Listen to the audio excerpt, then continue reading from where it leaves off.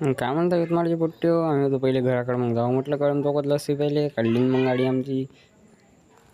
मग गेलो आम्ही दातिकल चौकात, दातिकल चौकातून घातली गाडी. मग आम्हाला भेटला शीते मग गेलो आम्ही तहसील चौकातून टाकली गाडी. शीत्या म्हणे ते सकाळ म्हणे जमले तर जमले तर म्हटलं भाऊ खतरनाकच. पाहिली मी ना माझी कटिंग, मी म्हटलं जमली करायचं 200 रुपये दिले ते म्हटलं बाबा ते जमली म्हटलं खतरनाकच. मग तहसील चौकातून डायरेक्ट कडम रोडवरून आता जास्त दूर आहेत नाही. मग चला म्हटलं लवकर मग हळूहळू करून आलो ना आम्ही कडम चौकात. मग गेले दुकानात सापडत नव्हतं. दुकान राहिलं मागून त्या काकाकडेच चालतो म्हणे.